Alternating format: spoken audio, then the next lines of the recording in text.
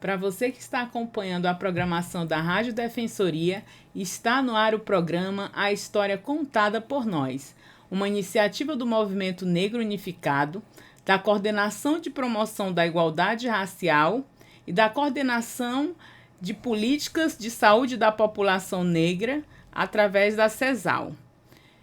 E em parceria com a Defensoria Pública, e na apresentação eu, Antônia Pedrosa.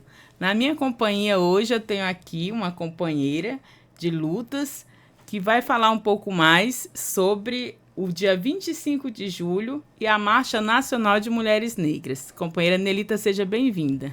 Obrigada, bom estar aqui novamente.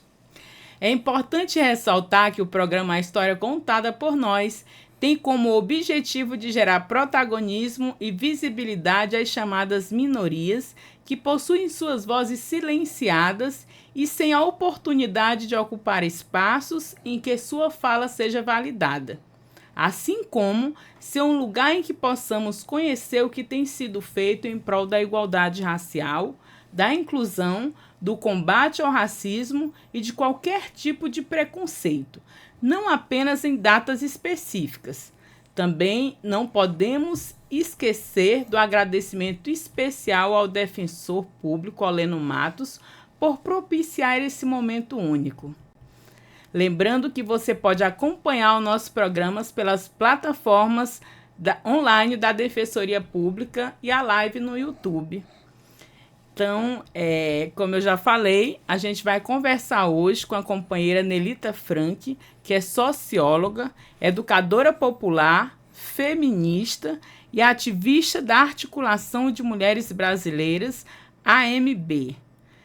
Então, a companheira já veio aqui outras vezes e é sempre uma satisfação ter a Nelita aqui conosco, que tem uma longa trajetória de luta em prol da igualdade, da equidade, né, Nelita? Do feminismo, assim eu posso dizer. Seja bem-vinda, querida. Obrigada. Então, Nelita, se aproxima o dia 25 de julho, que é o Dia Internacional da Mulher Negra, Latino-Americana e Caribenha, e também o Dia Nacional de Teresa de Benguela, né? E a gente queria saber um pouco, Nelita, por que a origem desse 25 de julho? Então, o 25 de julho é uma data instituída, né, pela a luta das mulheres negras na América Latina.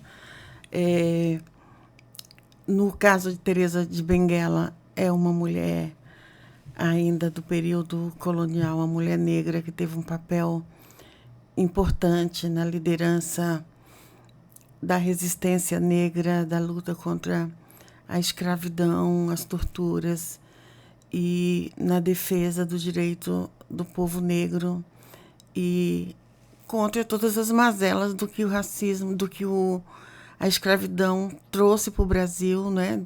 Do que significou isso, a contribuição dos negros para a construção do Estado brasileiro, para a construção da sociedade brasileira. E temos também esse dia como uma outra grande referência desse dia é a Dandara, né, que foi a companheira do Zumbi, uma negra com uma grande visão política, uma visão de estratégia, de acolombamento, de resistência, de organização comunitária, de organização de como salvar os seus da morte, das correntes, né, do aprisionamento. Então, acho que são figuras que nos antecederam, né, que são as nossas ancestrais nesse processo de luta das mulheres negras na América Latina e no Brasil, né, que é parte da América Latina. E a gente tem, ao mesmo tempo, coincidindo com o Julho das Pretas, para dizer um pouco da origem do Julho das Pretas também. O Julho das Pretas, a sua origem foi do coletivo Dandara, na Bahia, que organizou o primeiro Julho das Pretas em 2013 e 2014. A partir daí, essa ideia, essa semente foi se espalhando pelo Brasil e hoje a maioria dos estados brasileiros faz atividade e faz resistência de pressão junto aos parlamentos, de incidência política junto aos governos locais, por reparação das questões raciais, por reparação histórica, mas também por políticas estruturantes que dê conta de incluir a população negra e as mulheres negras nas políticas públicas e diminuir o racismo ou superar o racismo na sociedade. Então, tem esse caráter. Aqui em Roraima, a gente faz o Julho das Pretas desde 2015, né? Que a gente faz todos os anos as edições. E esse ano, o Julho das Pretas, né, é 25 de julho, e para nós de Roraima coincide com a Marcha de Mulheres Negras, que a gente organizou o comitê aqui em Roraima, e a gente vai pegar esse dia tão marcante, que é o 25 de julho, para lançar a Marcha Nacional das Mulheres Negras em Roraima. Então, é muito interessante quando tu traz esse resgate, principalmente da história de mulheres negras que foram importantes nesse processo de resistência, né, contra a escravidão e que foram apagadas da história por muitos e muitos anos. Então, a gente, sempre que fala desses temas, eu acho que é muito importante quando a gente busca fazer um breve resgate para que as pessoas se situem na história, né? E aí a gente tem várias outras lideranças quilombola que foram resistência nesse aquilombar.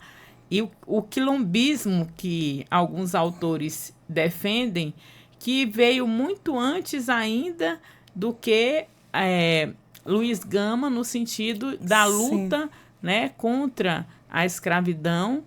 E aí o movimento abolicionista, ele é depois. Antes vem a quilombagem. Vem a quilombagem, exatamente.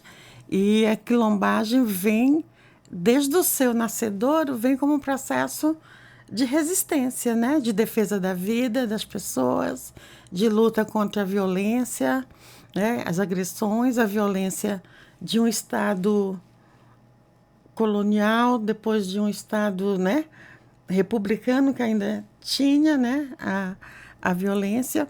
E isso marca uma coisa importante que tem a ver, por exemplo, hoje no Brasil com a questão das cotas. Sim. Porque as pessoas brancas, poderosas, os grandes fazendeiros, os grandes colonialistas do passado, que tinham poder econômico e político, foram beneficiários do processo da escravidão. Sim. E eles não contribuíram para o fim da escravidão. E, na verdade, né, foram indenizados pelo Estado brasileiro, né? Então, você tem que, se você pegar a migração europeia, era uma outra coisa, foi diferente. Sim. Né? As oportunidades de trabalho... Teve um incentivo. Teve um incentivo. No caso da escravidão, foi uma luta muito grande. E isso para enriquecer os ricos e para construir. Então, e muita gente se beneficiou. Se você vê grandes igrejas antigas, as construções foram pela mão das pessoas que foram escravizadas. Os grandes monumentos no Brasil foi pela mão de pessoas que foram escravizadas. E eram essas pessoas que produziam a economia deste país. E, no entanto, essas pessoas não foram beneficiárias do fruto do seu trabalho, né? Não foram beneficiárias, e até hoje, quando a gente está falando de cota, a gente está falando como uma medida temporária de reparação, né? De reparação. E que a sua aplicação até hoje tem uma dificuldade, mesmo que tenha uma lei no campo da educação, como também no campo da saúde. Nós temos que a população indígena, com muita luta de mais de 40, 50 anos, aqui em Roraima, 45 anos mais ou menos, mas em outros estados também, conseguiram a muito custo e com muitas mortes conquistar um subsistema de saúde indígena. Mas a população negra demanda isso do Ministério da Saúde e dos governos brasileiros até hoje. E, no entanto, tem doenças prevalentes que é muito prevalente em pessoas negras. né? Como hipertensão na gravidez, eclâmpsia na gravidez, anemia falciforme, Sim. lúpus. Então, tem as mulheres e a população negra, e as mulheres, sobretudo, vivem um processo de adoecimento que não é tomado em conta para justificar uma política pública que atenda a essa população. E, em detrimento disso, a gente tem o maior número de mulheres negras mortas por morte materna, né? Sim, a gente tem um percentual muito grande de mulheres negras morte maternas. Ainda tem aquela visão deturpada de que mulheres negras são fortes e aguentam ter uma gravidez e fazer um parto, muitas vezes em condições inadequadas, porque com aquela máxima de que mulheres negras são fortes e aguentam mais dores. Você tem uma população negra, sobretudo na Amazônia, empobrecida e fragilizada e vulnerável, e sobretudo mulheres mais jovens negras, que estão mais sujeitas a casos de abortos inseguros, né, na Amazônia toda, sim, também no Nordeste.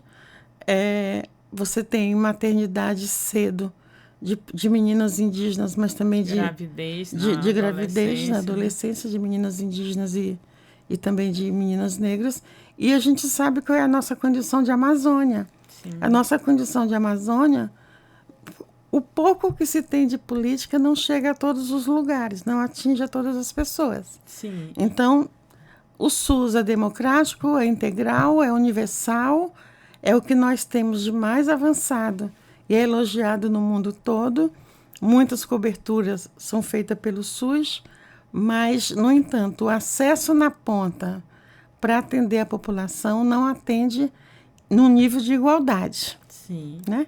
A gente vê as denúncias das mulheres de terreiro, de uma dificuldade para acessar um serviço de saúde, porque está com uma vestimenta da sua religião, porque está com seus colares, as suas contas, as suas guias, né?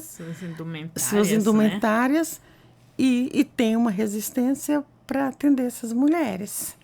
Nelita, como que você atribui o protagonismo dessas mulheres que fazem a marcha, que fazem essa resistência, que, como você trouxe aí o histórico, chama a atenção para esse recorte social, que são as mulheres negras, que representam 27% da população brasileira, para todas as questões que, de certa maneira, atingem mais essas mulheres. E aí tu já trouxe alguns exemplos em relação à saúde, né, em relação a cotas, mas a marcha, ela contribui de que maneira, no teu ponto de vista? Então, a primeira marcha foi em 2015, a Marcha Nacional foi em 2015. Mas o processo de organização das mulheres é muito permanente. Antes, né? Sim. É muito antes, assim, de organização política mais formal.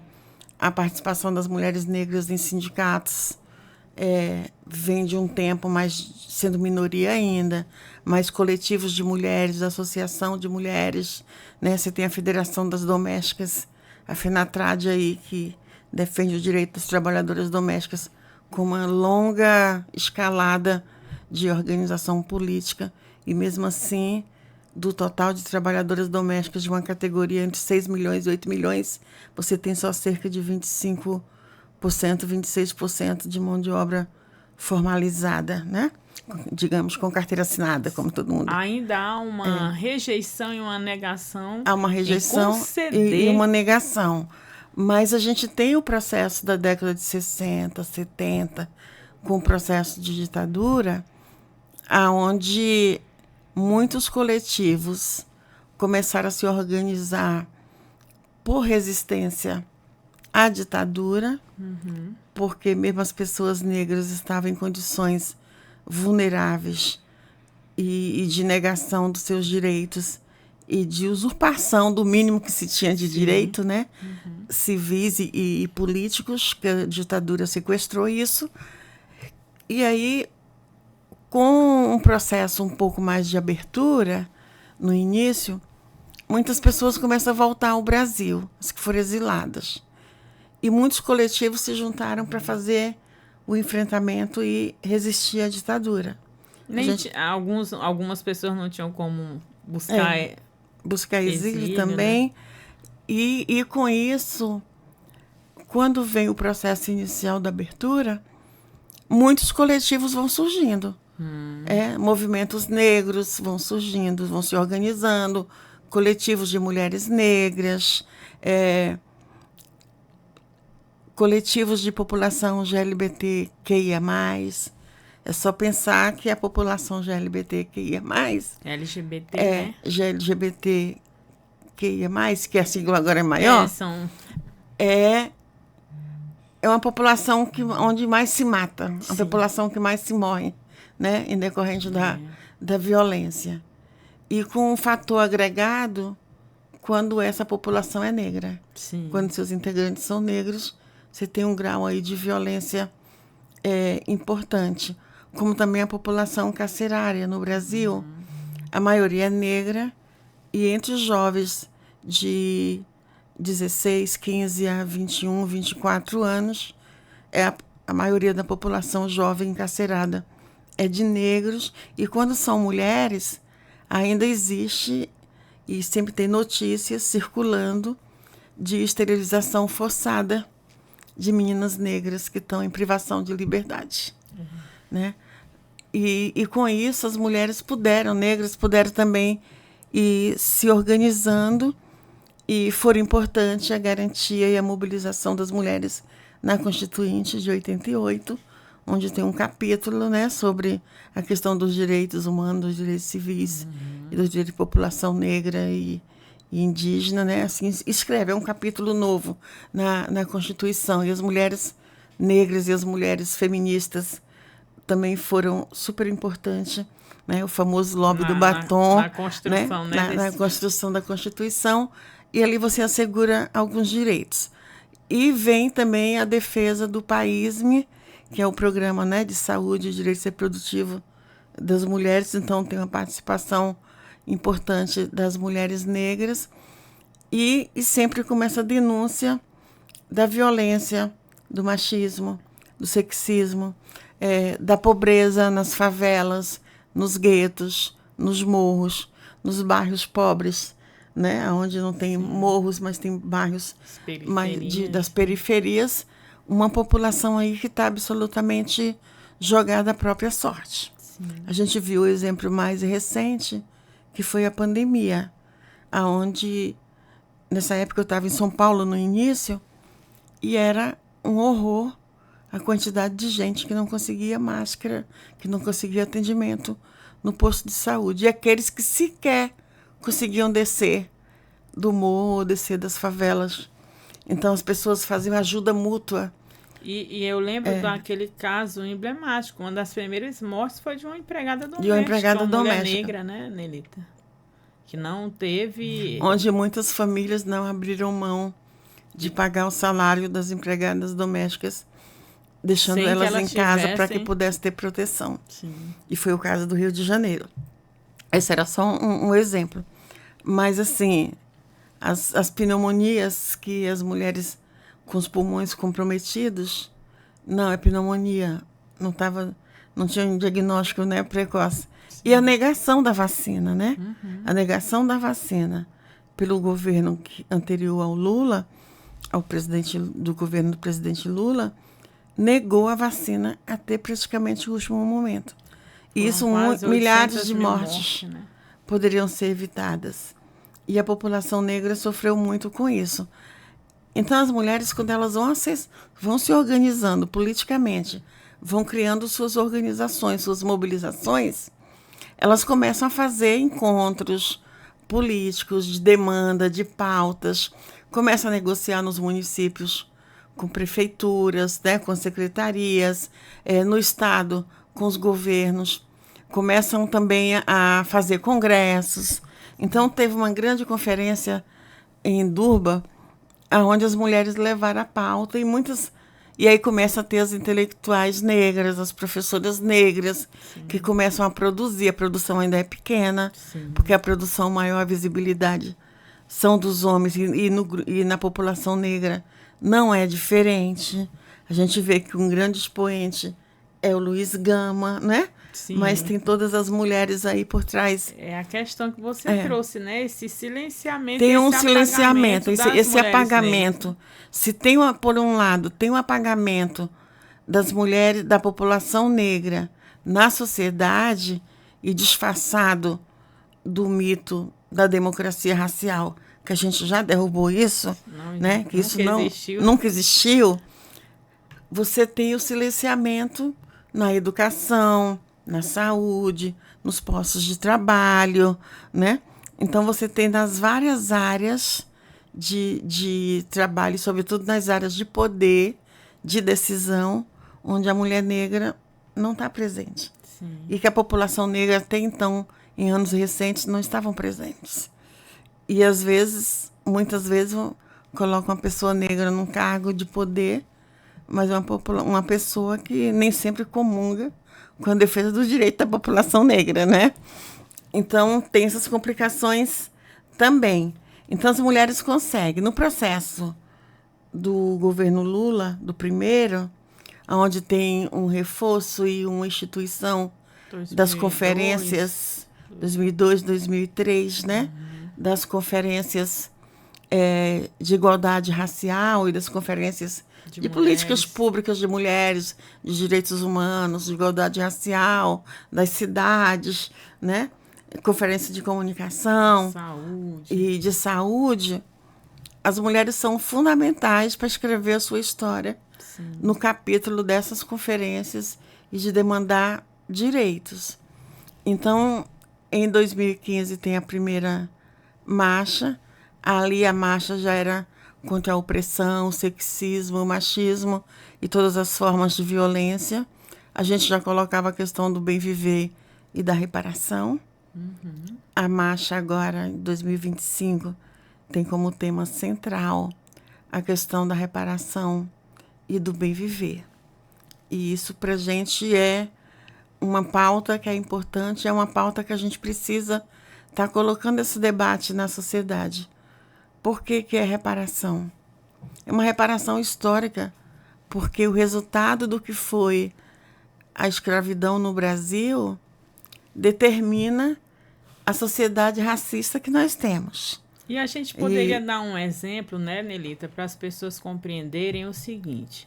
Quando você, por exemplo, tem um ente que tinha direito a um precatório, que foram direitos negados ali no trabalho ao longo da vida, aí por alguma questão levou 50 anos para receber aquele precatório.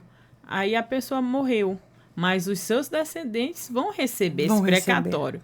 O que eu quero dizer com isso? Que quando a população negra vem com esse debate sobre a reparação, é sobre o que foi negado para os nossos antepassados em relação a uma política de Estado. E aí não é cobrar, né, do governo republicano, ou do governo colonialista, ou da Princesa Isabel, mas do Estado brasileiro. Cobrar do Estado brasileiro.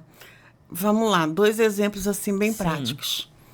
A questão da regularização das terras quilombolas. Isso. A população quilombola é toda negra. É uma etnia, né? Quilombola é uma etnia. E no primeiro governo Lula teve demarcações de terras. Isso você bate de frente com o agronegócio, com os poderosos, né? Com os empresários, com grileiros. Uhum. Então, é uma série de pessoas que historicamente tiveram o seu quinhão de riqueza, usurpando o direito à territorialidade e a territórios da população quilombola. Perfeito. Então, a população quilombola, regularizar a terra da população quilombola, é fazer uma reparação do processo de negação e de exclusão de direitos, né? A gente vê a questão indígena. Regularizar as terras indígenas, demarcar, homologar, significa fazer reparação pela usurpação que se teve dos territórios indígenas. A gente vê Boa Vista. O Brasil é uma terra indígena, né? O Brasil é uma terra indígena. Se a gente pegar o exemplo de Boa Vista, você tem aqui, beirando a cidade, as terras indígenas. Né? Você tem nos municípios as terras indígenas. Quem ocupou o quê? Quem ocupou o quê? Os indígenas dizem Boa Vista era a nossa grande aldeia. Sim. E você construiu uma cidade em cima de um território. Então, por isso, nada mais do que justo o marco temporal, porque é uma imposição para legalizar, mais uma vez, a usurpação de direitos. E é por isso que a marcha vem falando sobre a reparação histórica. Por isso que a marcha vem falando da reparação histórica. E você não pode ter bem viver se você não tiver direito... Em péssimas condições de vida, né? De vida, em péssimas condições de vida.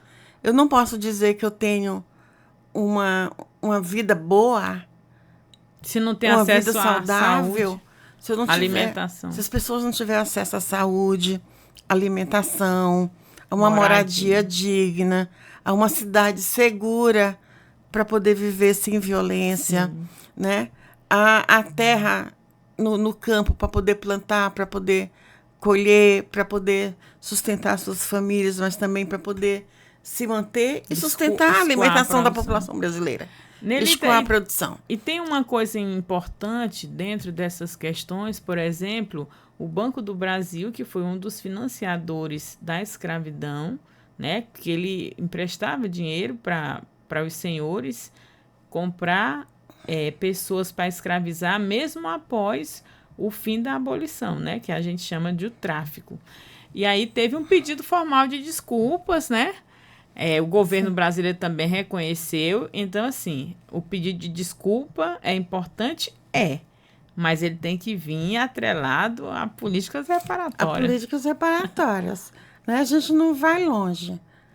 Se a gente pega o Congresso que nós temos, aí você não vai fazer políticas de moradia para a população, você não vai proteger o meio ambiente para que trabalhadores rurais, as pessoas do campo possam viver em paz e com dignidade e fazer a sua reprodução social da família, das suas economias, e você não vai atender aos indígenas para ter suas terras onde possam viver e criar seus filhos e ter as suas produções e manter os seus saberes ancestrais, tradicionais, mas, no entanto, você tem o favorecimento da liberação do veneno. Quer dizer, o rico não vai comer veneno, embora o que vai para a mesa pode estar envenenado. Mas pode pagar uma saúde boa, não é? Sem precisar do SUS. E aí eu lembro que eu vi uma reportagem que saiu o ex-ministro do Meio Ambiente em uma loja do MST comprando produtos orgânicos. Enquanto isso, houve nesse período da história uma das maiores políticas de liberação de agrotóxico, né? E aí, trabalhadores que se submetem também tá ali fazendo aquela pulverização e são acometidos por muitas doenças relacionadas. Enquanto isso, quem libera tem a consciência que isso é ruim, porque senão não estaria comprando produtos orgânicos. Sim, você tem a condição de comprar produtos orgânicos de pequenos agricultores, mas você incentiva a poluição, né, por venenos nas pequenas produções. Sim. Que quem vai comprar na feira, quem vai comprar no boteco, quem vai comprar na quitanda é a população pobre. Então, não importa se a população pobre se vai comer tomate, se vai comer folha, se vai comer melancia, tudo contaminado, né? O pessoal do INPA tinha pesquisas assim de que um dos elementos da alimentação que tem um alto teor e facilidade de ser contaminado por agrotóxico, no sul é morango, pra gente é tomate, né? Pra gente é tomate, melancia. Aqui tem plantios de melancia, então você vai comer. Aí, por outro lado, a gente também tem os venenos dos peixes. Sim. Com a questão da mineração. O mercúrio, né? O mercúrio, tem muitas situações de peixes que a gente não pode comer. E você tem hoje um alto teor de contaminação das águas por mercúrio. Então, assim, tem como se fosse uma escravidão moderna hoje, onde você tem os ricos, muitos ricos, que pode ter uma vida tranquila, e você tem os pobres, muito pobres, que continuam despossuídos, digamos assim, das condições mínimas de ter uma vida digna. Nelita, conta pra gente como que tá o comitê impulsor aqui da marcha e como é que tá a programação pra gente ir compreendendo esse processo e as pessoas possam... Tá, eu vou falar, mas eu queria falar uma palavrinha do bem viver. Tá. Eu dei alguns exemplos, né, das condições para você ter bem viver, e bem viver é uma contribuição que a gente recebe, né, das mulheres indígenas, da população indígena boliviana, com essa dimensão do que significa a exploração dos seus territórios por megas projetos, por megas empresas transnacionais. E o que significa você destruir um território? Sim. Seja ele um território rural, um território quilombola, um território da população indígena. E submeter essas pessoas em condições subhumanas. Então, o bem viver pressupõe uma nova forma de civilidade, uma nova forma de poder viver sem e de ter a sua existência assegurado para que possam ter paz e ter bem-estar. Isso é uma noção assim bem simples do que significa o bem viver. O processo da marcha. A marcha está constituída nacionalmente por um comitê nacional de várias organizações de pessoas negras, de mulheres negras, nos vários estados. Tem um comitê internacional que está se organizando na África, na América Latina, na Europa, com representações que virão ao Brasil para a Marcha das Mulheres Negras. A marcha hoje ganhou uma dimensão internacional. Isso é muito bom, do apoio que as mulheres brasileiras possam ter para poder verbalizar e poder colocar suas pautas. Inclusive fazer denúncias. E fazer denúncias nacionais, internacionais, em todas as esferas da opressão e das mazelas causadas pelas práticas racistas, e pelo racismo estrutural, pelo racismo institucional, pelo racismo ambiental, pela violência contra a população negra nos vários lugares e de várias formas. E temos os comitês regionais, que pode ser uma região do país, mas, como no caso da Amazônia, a gente tem um comitê amazônico, mas também pode ter um comitê regional de vários municípios ou de várias cidades que se juntam para organizar a marcha. Em cada território, Em cada território. Pode ter mais de um comitê também em cada cidade, em cada lugar, né?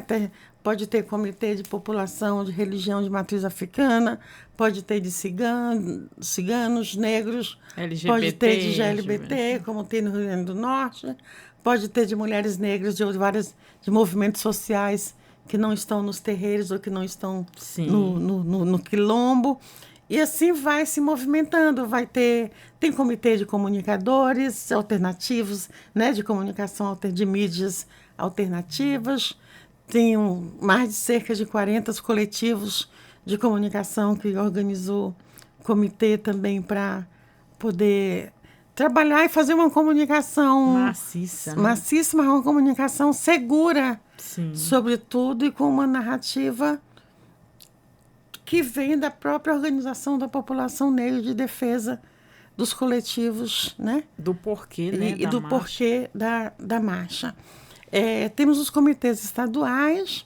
Aqui em Roraima, no caso, a gente fez um comitê que a gente quer ampliar para os municípios. Tem alguns municípios que já estão colocados para a gente fazer mobilização, como é o exemplo do Cantar. Né? As mobilizações vão até novembro, quando acontece a Marcha Nacional em Brasília. Nós temos feito várias atividades.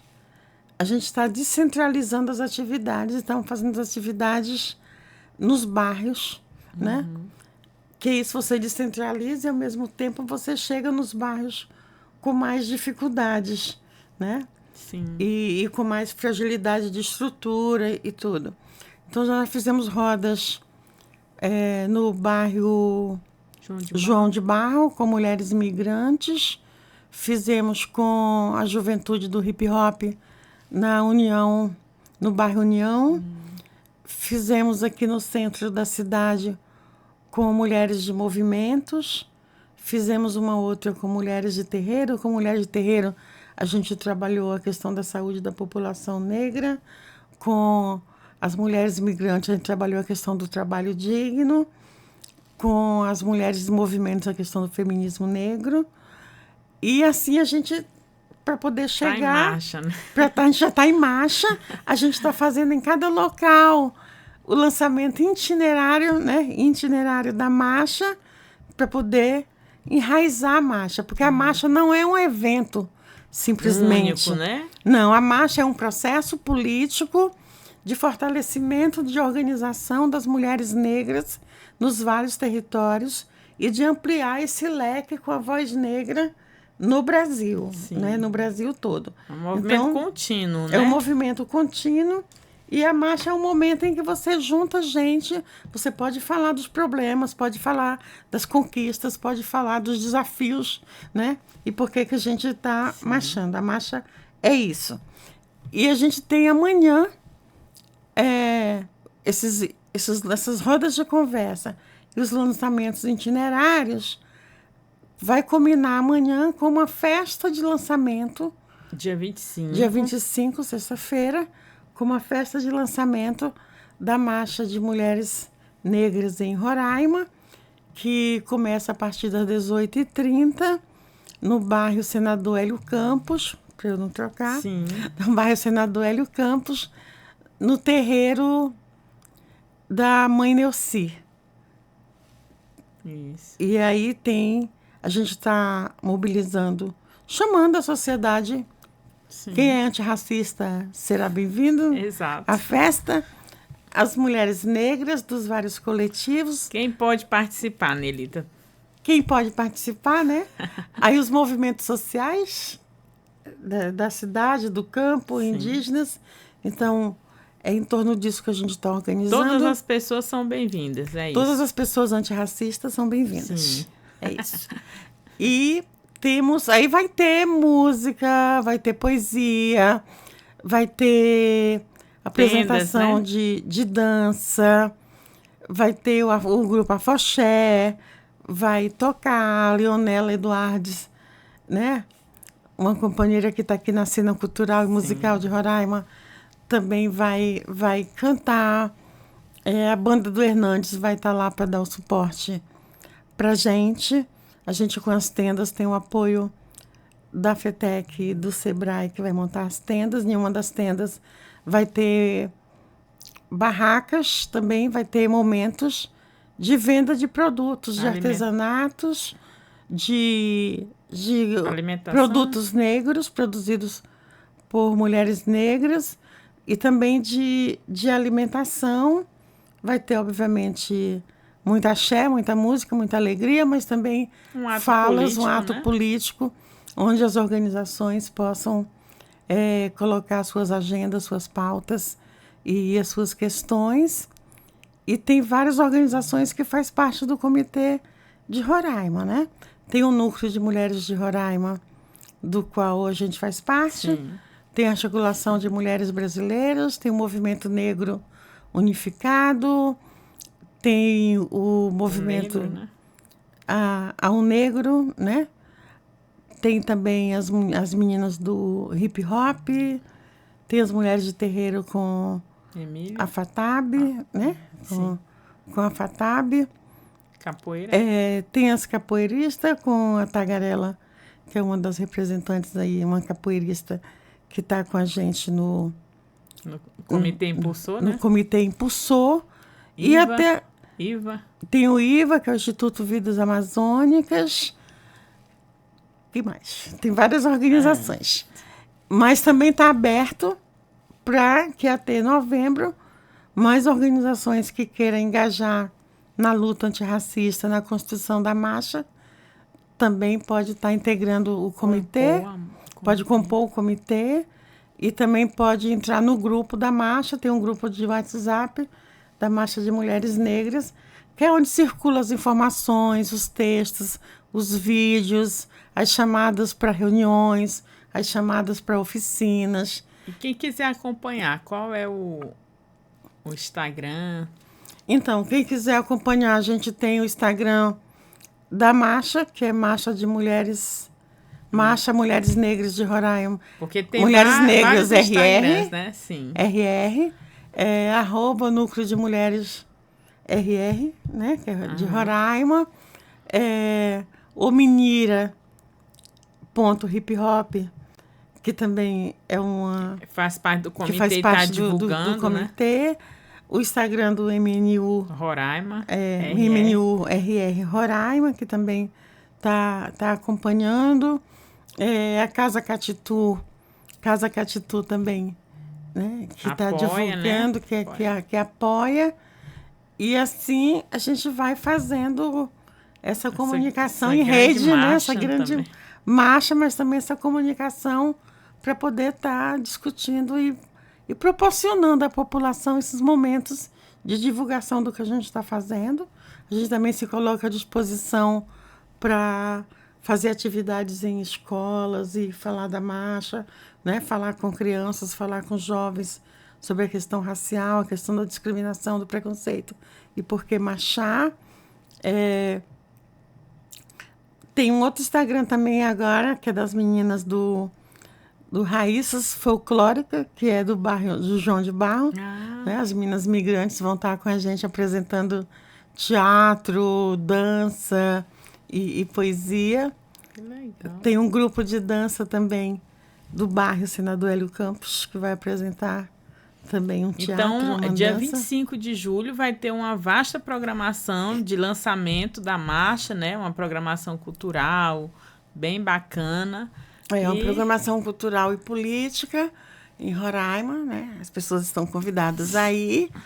E depois da marcha, aí é uma outra agenda de planejamento, de ações e de como que a gente vai enraizar essa marcha em vários lugares. É isso. Mas está bem bacana a construção. E aí é como você falou, né? A marcha das mulheres negras no Brasil, ela é constante.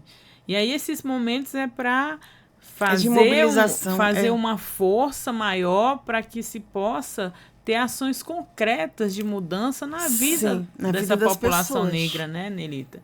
Por isso que é importante esse dia 25 de julho. Né? O Núcleo de Mulheres, a marcha, o comitê fez um manifestozinho que vai ser distribuído amanhã. Tem um comitê, tem um manifesto da Marcha Nacional, tem uma página, Marcha de Mulheres Negras, né? Sim. Nacional de Mulheres Negras, de lá circula todas as informações. A meta é que com essa mobilização nacional a gente consiga mobilizar 1 milhão de mulheres. Para Brasília, na grande marcha, né? Não sei se vai ter 1 milhão de mulheres a intenção, em né? Brasília. É a intenção, mas é que na própria movimentação de mobilizar, de discutir a questão racial, você tem aí mobilizado mais de 1 milhão de pessoas. E só lembrar que a marcha, nós do Norte tem mais dificuldade de ir para Brasília. Sim. Por conta das condições.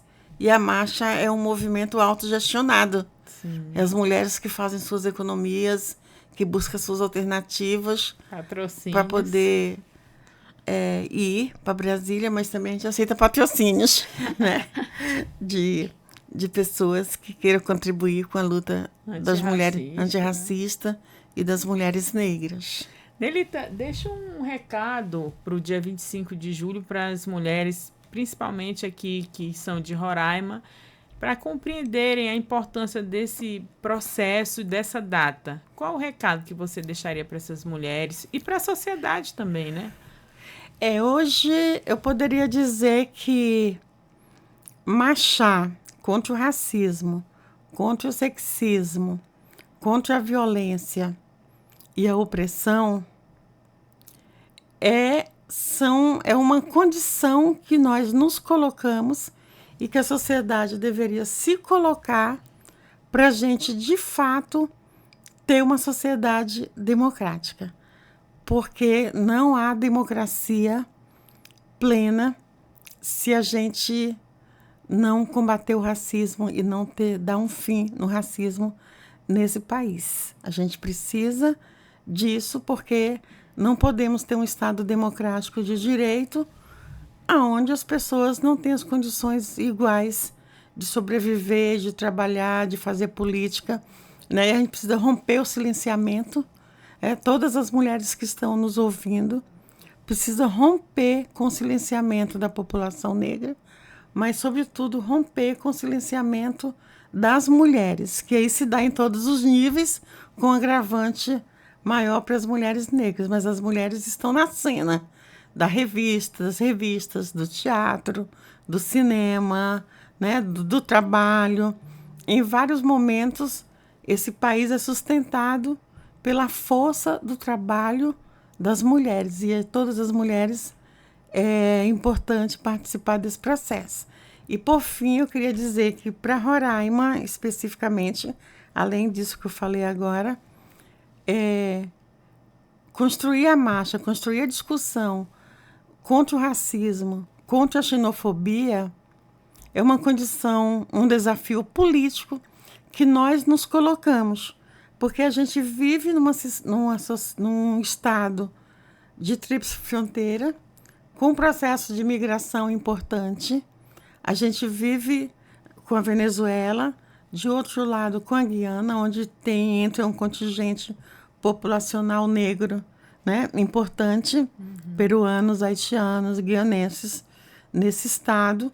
E a gente precisa dar visibilidade para essas populações e para os problemas que a cidade precisa responder para garantir dignidade para essas pessoas que chegam no nosso estado e para garantir também no Baixo Rio Branco, tem população quilombola, tem trabalhadoras e trabalhadores rurais que vivem em condições de muita fragilidade e de descaso e de desassistência, que é importante a gente também estar olhando para todo o estado e, por fim, ter um estado com desenvolvimento, com política de desenvolvimento e com política de trabalho que dê conta de fazer essa cidade crescer, né? Não só politicamente, mas economicamente, culturalmente e educacionalmente. Então, assim, em todas as áreas, eu acho que a gente vai fazer isso quando, de fato, a gente conseguir sentar na mesa com governantes,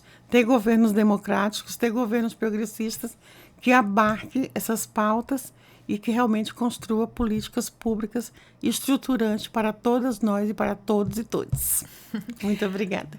Muito obrigada, Nelita, pela tua participação. É sempre bom ouvir você que traz assim um resgate histórico do papel e da importância das mulheres, sobretudo das mulheres negras, que sempre foram a base de sustentação, eu diria que até econômica dessa sociedade, porque por conta do trabalho doméstico que essas mulheres sempre exerceram desde a época da colonização, né, desses regimes de escravidão, é que foi possível que outras mulheres também pudessem ir às ruas em busca de sufrágio, de trabalho formal remunerado, enfim.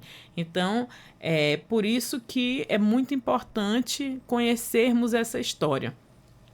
Então, o dia 25 de julho, que é celebrado principalmente aqui no Brasil, o Julho das Pretas, traz essa reflexão de por que ainda as mulheres negras estão, né, em índices tão vergonhosos quando tratamos sobre violência, sobre desigualdade econômica e também trabalho e renda. Então, essa data é para, de fato, chamar a atenção da sociedade, para que essas mulheres estejam, sim, e estão organizadas, reconhecem os seus direitos, são resistência, sim, somos resistência, mas também queremos os nossos direitos constitucionais, acima de tudo, assegurados. Porque uma democracia forte é uma democracia com representatividade e com justiça social. Então, um agradecimento especial também para você que nos acompanhou até aqui através das plataformas digitais da Defensoria Pública, seja no YouTube ou no Spotify. Gratidão. Lembrando que o programa História Contada por Nós tem como objetivo falar sobre todos os assuntos que nos atravessam enquanto pessoas negras, mostrando os dados e identificando as causas, pois só assim poderemos avançar rumo à igualdade racial e por uma sociedade sem nenhum tipo de preconceito. Uma iniciativa do Movimento Negro Unificado, da Coordenação Estadual de Política de Promoção da Igualdade Racial e da Secretaria de Saúde do Estado, CESAL, através do Núcleo de Ações Programáticas de Saúde da População Negra, em parceria com a Defensoria Pública Estadual. Até a próxima, Afroabraços. Tchau.